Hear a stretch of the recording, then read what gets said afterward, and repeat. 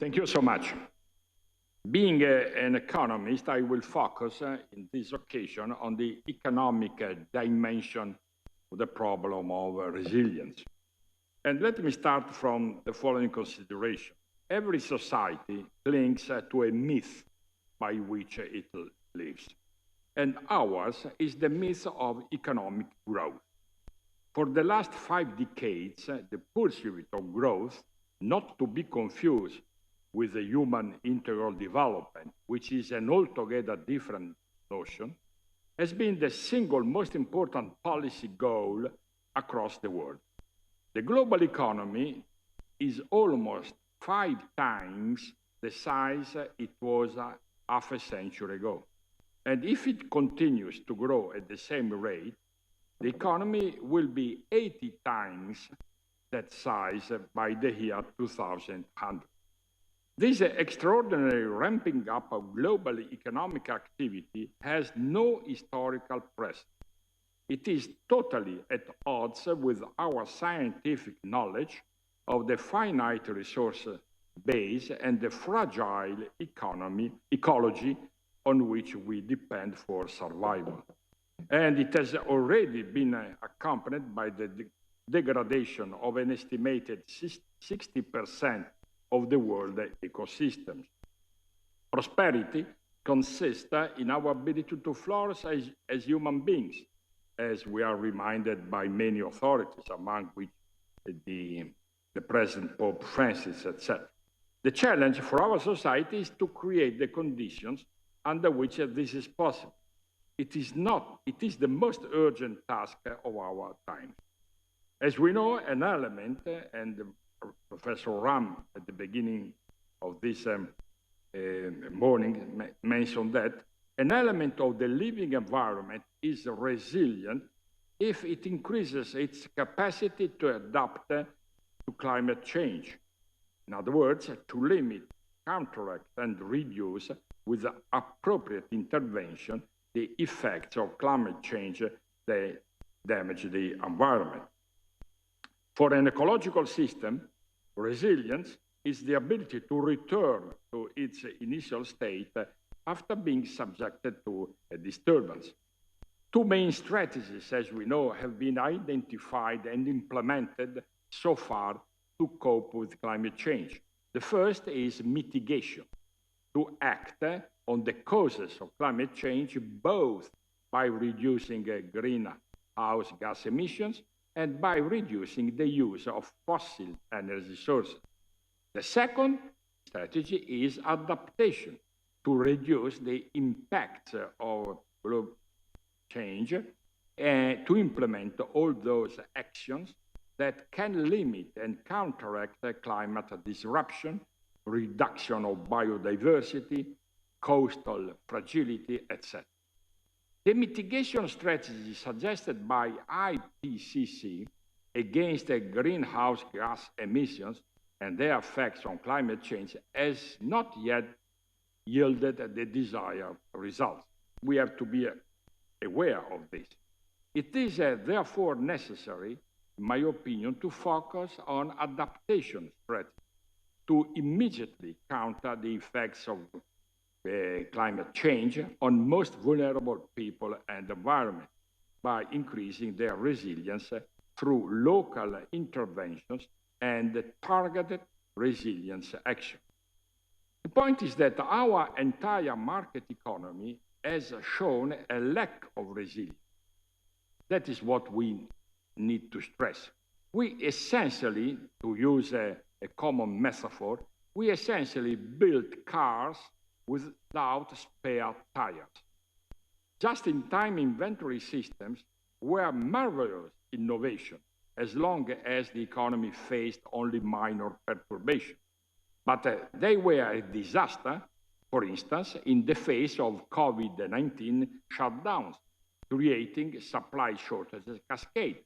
This is one of the many examples where strategies which are good in a short-run perspective are deleterious in a long-run perspective.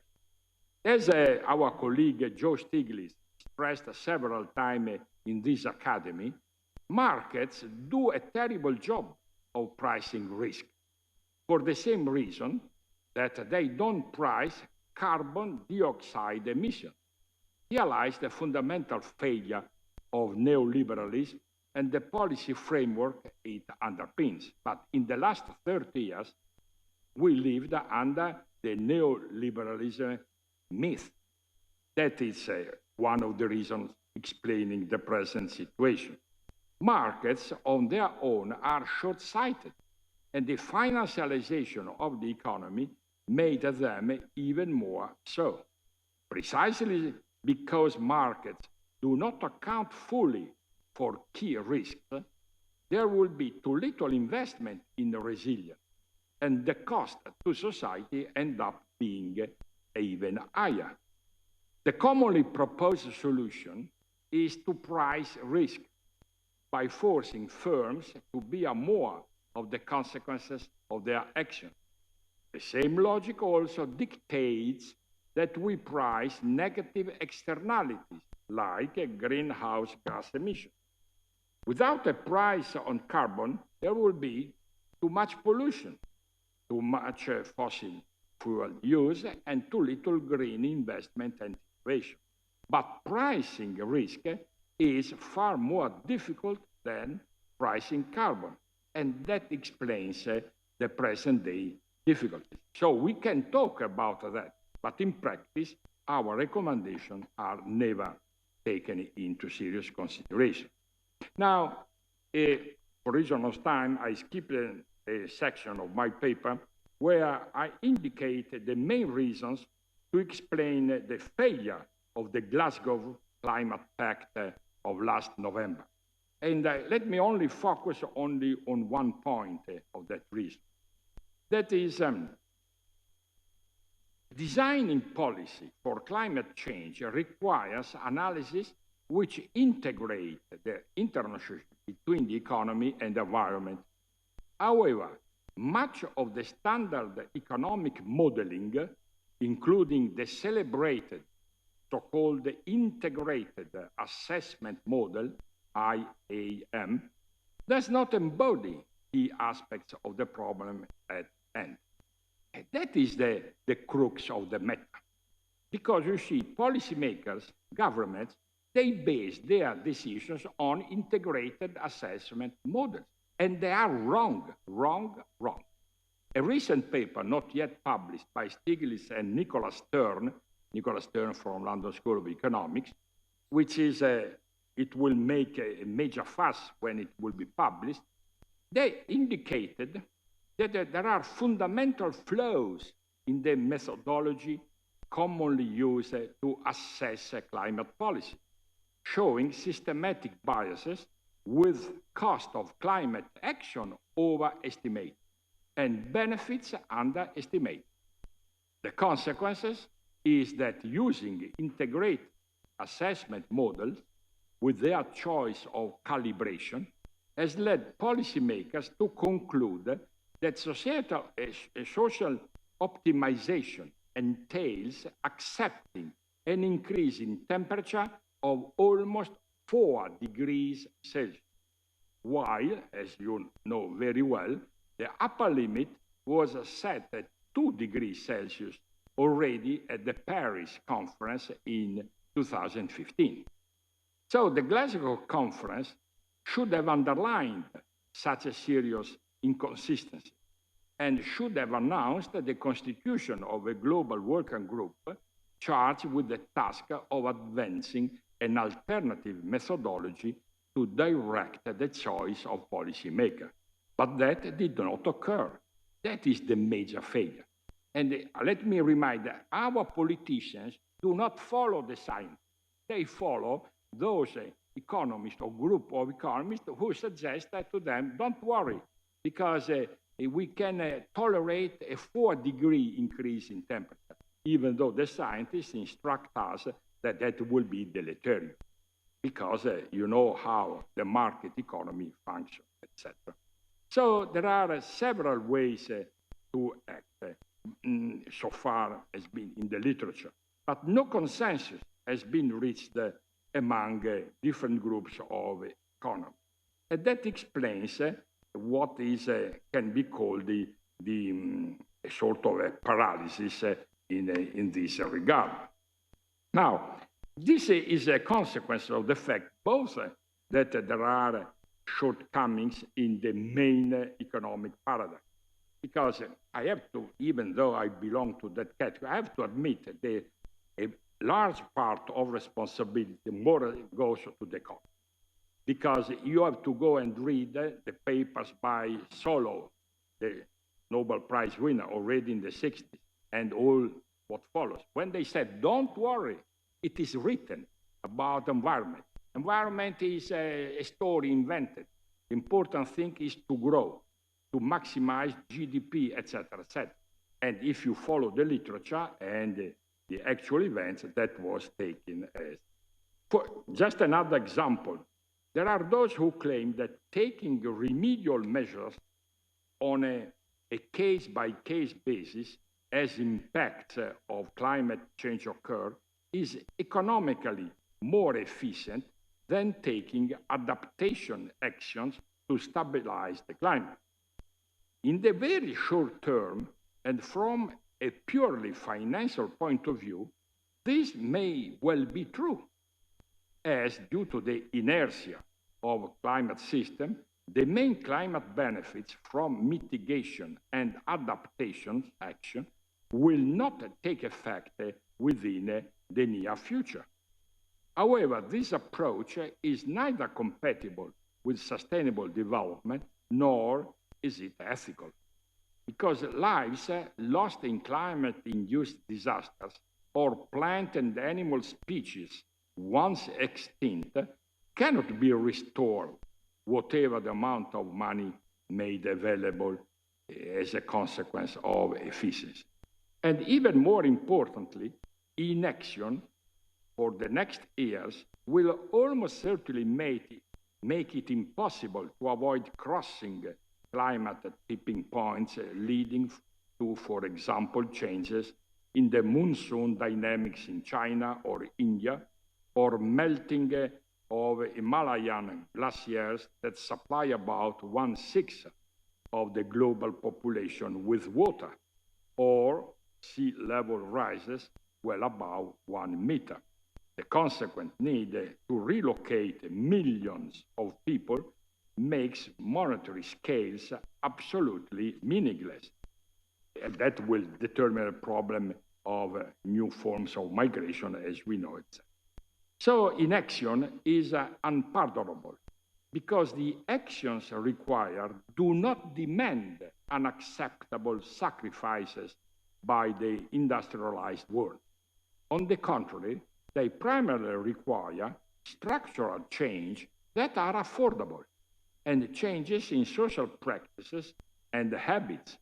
And this can be seen as the opportunity to return to the true values in life. Their costs in terms of money are well below the global annual expenditures on armament, for instance. The choice, therefore, is not between fighting climate or poverty and illness, as is sometimes argued. On the contrary, climate protection is an essential contribution to fighting malnutrition, illness, and poverty. Now, to move a step forward, what I would like to bring to your attention is the urgency to move towards creation of a World Environment Organization. Because the lack of adequate international environment governance is a result of a fundamental injustice in the current state of global governance. Tremendous power and resources have been concentrated in international finance and trade without a corresponding legal and institutional authority for the environment, social concerns, and human rights. The increasing power and influence of major international finance and trade institutions, such as the World Bank, World Trade Organization, that took place over the course of the 90s, contrasts sharply with the weakening of the already lesser UN Environment and Development Program. The existence of powerful international trade and financial regimes without comparable legal and institutional structures for social and environmental standards allows the World Trade Organization to act as the de facto arbiter on environmental issues. But can we tolerate that?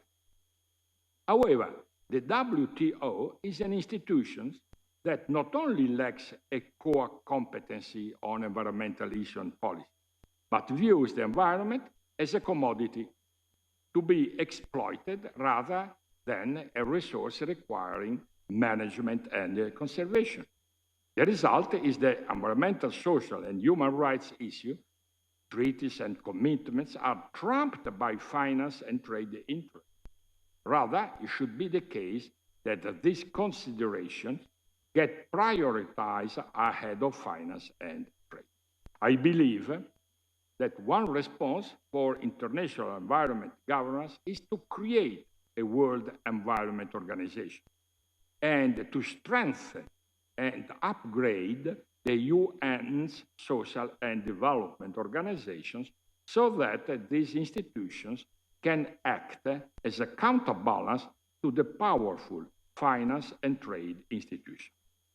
A World Environment Organization would be a designed and empowered advocate for the environment that could serve to ensure effective policy and decision-making and provide an adequate response to environmental management. Does not favor World Trade Organization does not favor simply adding bureaucratic and wasteful layer to a constitutional weak program structure. Now I move towards the end. And of course, a World Environment Organization alone will not solve the problems of international environmental governance and global governance. There are also needs to be fundamental reforms of the WTO itself, as I mentioned. However, establishing a World Environmental Organization would be one step towards a more balanced, effective, and accountable system of global governance. To conclude, the most powerful obstacle on the way to a new climate regime is indeed the inability to imagine a different economic system or even just a new balance between market and society and between humanity and the environment. Considering change impossible is the best way to perpetuate the existing. The difficulty in setting up an effective response to climate change is linked to the difficulty of imagining another economic order in which the economic constitutes a function of society and not vice versa, in which humans are aware of the effects caused by the counteraction on non-humans, and in which the fight against consumerism should not be interpreted through the lens of poverty. Now, to know that this is possible, it's possible to design a different model of market economy. It's a major implication that increases our, let's say, moral responsibility. Thank you very much.